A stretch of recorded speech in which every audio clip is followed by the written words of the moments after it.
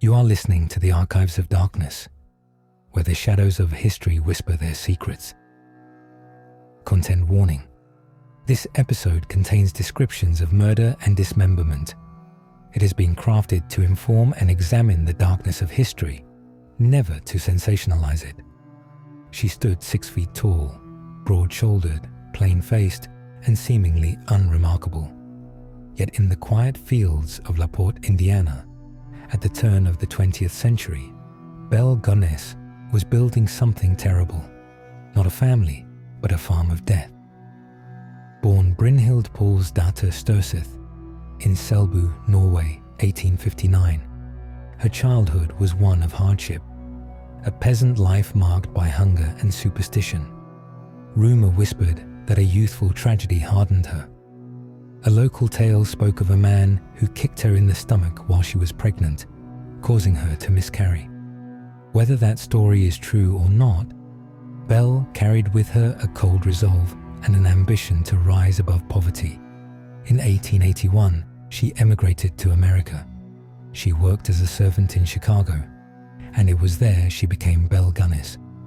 Marriage brought her to a small candy store with her first husband, Mads Sorensen. When the shop mysteriously burned down, insurance money softened the loss. When Mads himself died on the only day his 2 life insurance policies overlapped, Belle collected again. The doctor called it heart failure, though some whispered strychnine. With her newfound wealth, Belle bought a farmhouse on the outskirts of La Porte. Neighbors saw a lonely widow with 3 children and a steady stream of hired help. But Belle had a plan. She began placing personal ads in Norwegian-language newspapers. Comely widow who owns a large farm in one of the finest districts in La Porte County, Indiana, desires to make the acquaintance of a gentleman equally well provided. With view to joining fortunes, men came from Chicago, from Wisconsin, from the Dakotas, carrying savings, watches, and hope.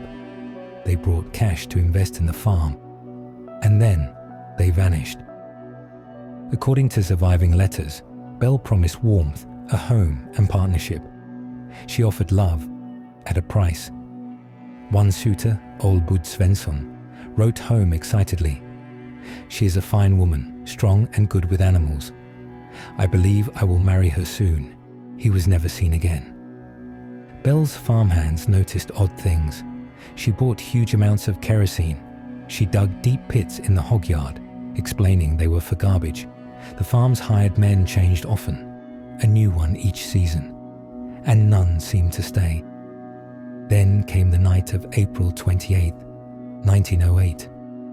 Fire consumed the Gunness farmhouse. When the blaze cooled, investigators found the bodies of Belle's children and a headless adult female body. Belle Gunness, it seemed, had perished in the inferno. But when her surviving handyman Ray Lamphere was arrested, the story darkened further. Lamphere confessed to helping her burn the house, but insisted Belle had fled. He told authorities she had killed dozens of men, buried them in the yard, and staged her own death. Digging began. Day after day, the pits gave up their secrets. Trunks of bones, sacks of remains, dismembered torsos wrapped in burlap. The stench of decomposition hung over La Porte like fog. A local paper reported, "Each shovel of earth may uncover another man's dream, another man's doom."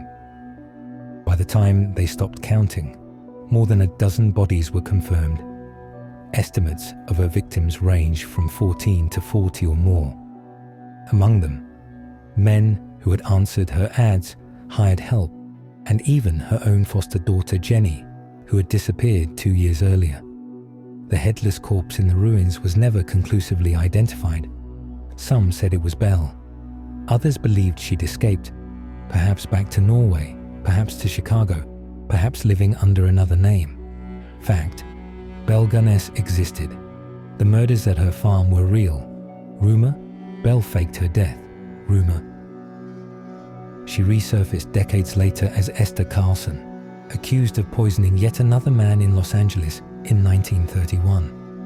That woman died before she could stand trial. Some who saw her swore she was Belle, and so the legend endures, half woman, half myth. A farm that promised love but yielded only graves. A widow who fed her hogs the proof of her crimes. Even today, the soil of Laporte is said to give up bones after heavy rain. In the words of one 1908 editorial, she sought fortune through the hearts of men and found her own damnation in fire. You have been listening to the Archives of Darkness, where the ordinary hides the monstrous, and history remembers what the earth could not conceal. Next time, we travel to Chicago, 1893. A man builds a labyrinth of death beneath the white lights of the World's Fair. Join us for the chilling story of H.H. Holmes, The Devil in the White City. Subscribe to the Archives of Darkness and continue your descent into the darkest corners of human history